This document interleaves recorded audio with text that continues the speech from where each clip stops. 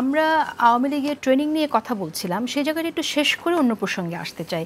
মুজিবুর রহমান মঞ্জু, আপনার কি মনে হয় যে আওয়ামী লীগ আসলে আবারও কি গেরিলা পথে ফিরতে চায় কিনা? না, আওয়ামী লীগের জন্য দুটো পথ খোলা আছে আমার ধারণা আর কি, আমার রাজনৈতিক অভিজ্ঞতা যেটা বলে। একটা হচ্ছে যে তার ভুল বুঝতে পেরে তার নীতি, তার যে এই কর্মপন্থা, তার যে নেতৃত্ব, এটাকে পুরোটাই চেঞ্জ করে তাকে একটা নতুন রূপে আসতে হবে, এবং সেটা তাকে তার উপলব্ধির জায়গা থেকে, ক্ষমা প্রার্থনার জায়গা থেকে পরিশুদ্ধ হয়ে আসতে হবে। হতে পারে না যে একটা দল সে বলতে পারে যে আমি মুক্তিযুদ্ধে নেতৃত্ব দিয়েছি, এই পর্যায়ে গিয়েছি, এই কারণে এসে আমরা ফেসিবাদী হয়ে গেছি, আমরা মানুষের সাথে ভুল করেছি। কারণ আওয়ামী লীগের তো অনেক বড় ফলোয়ারশিপ মানে গাইড আছে এখানে। এটা একটা পথ যে তার এই ভুল স্বীকার করে সে তার যারা অপরাধী তাদেরকে শাস্তির আওতায় দিবে, বাকিরা ক্ষমা চেয়ে একটা নতুন রূপে ফিরে আসবে। এটা একটা পথ। এইটা হলে আওয়ামী লীগের একটা গণতান্ত্রিক যাত্রায় আবার পুনর্জন্ম, আবার পুনরায় তার উত্থানের একটা সুযোগ থাকতে পারে। আপনার খেয়াল আছে শেখ হাসিনা কিন্তু ওই ৭৫-এর পরে যখন 1996-তে যখন ক্ষমতায় আসলো বা আবার তারা আসলো, তখন কিন্তু ক্ষমা চেয়েছিল শেখ হাসিনা যে আমাদের বাকশালের জন্য আমরা ক্ষমা প্রার্থী বলেছিল। এবারে যেটা হয়েছে এটা তো বাকশালের চাইতে ভয়ানক জায়গায় চলে গেছে আওয়ামী লীগ, এবং গণহত্যা চালিয়েছে।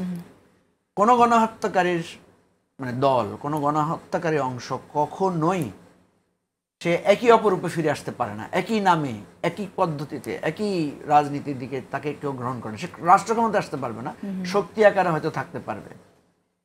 দ্বিতীয় পথ হচ্ছে চোরাগোপ্তা, যেটা যেটা আমরা আশঙ্কা করছি আওয়ামী লীগের, যে আওয়ামী লীগ গেরিলা পন্থা নিবে, চোরাগোপ্তা জায়গায় নিবে, মানে এক ধরনের সহিংসতা সৃষ্টি করে রাষ্ট্রটাকে আনস্টেবল করে হয়তো আবার একটা বিপ্লবী পন্থা। এটা আমাদের দেশে ফেল করেছে, অনেকে চেষ্টা করেছে। জাসদ জানেন আপনি, এত এত পপুলার একটা দল ছিল, এত ইয়োধদের মধ্যে একটা পাওয়ারফুল দল ছিল, জাসদ ফেল করেছে।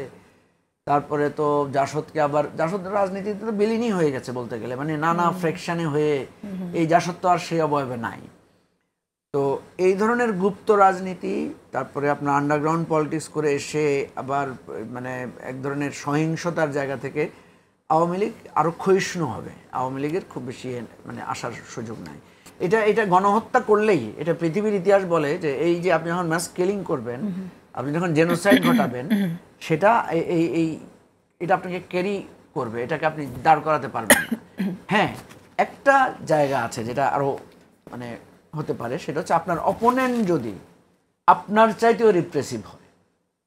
কথা বুঝেছেন? আমি কিন্তু আমাদের একটা পর্যালোচনায় বলেছিলাম যে ওই যে ইয়ার ঘটনাটা, তখন এটা হতে পারে, এটা আপনার ওই যে মিডফোর্ডে যে ঘটনাটা হয়েছে, যে ওই নৃশংসতা এমন পর্যায়ে যদি আপনি করেন যে আপনার আগে যারা নৃশংসতা করেছিল তাদেরটা মানুষ ভুলে যেতে পারে, ঠিক না?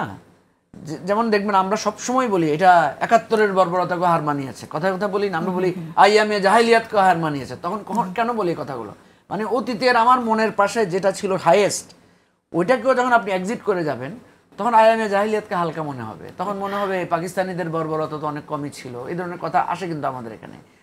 তো এখন এরকম যদি হয় ভবিষ্যতে আমরা কেউ ক্ষমতায় আসলে, যে আমার বর্বরতা আওয়ামী লীগকেও হার মানিয়ে যায়, আমার বর্বরতা ২৪কেও এক্সিট করে যায়, আমার মানবাধিকার লঙ্ঘন ২৪কেও এক্সিট করে যায়, তখন হয়তো একটা মানে রেফারেন্স তৈরি হতে পারে যে আওয়ামী লীগ তো ভালো ছিল। আদার দেন আমাদের মাঝে ২৫শে মার্চ এখনো দগদগে, মানে নিউ জেনারেশনের কাছে এখনো ২৫শে মার্চের ওই ছবিগুলো এখনো আমাদের স্মৃতিতে আছে। ওই যে রিক্সার উপরে লাশ ঝুলে আছে, পুকুরে লাশ টেনে খাচ্ছে, সেই দৃশ্যগুলো আছে না আমাদের মনস্পটে। ২৪-এর এই দৃশ্যকে অতিক্রম করার যদি পাল্টা কোনো দৃশ্য হাজির না হয়, তাহলে এই ২৪-এর গণহত্যাকারীরা কোনোদিনই বাংলাদেশের রাজনীতিতে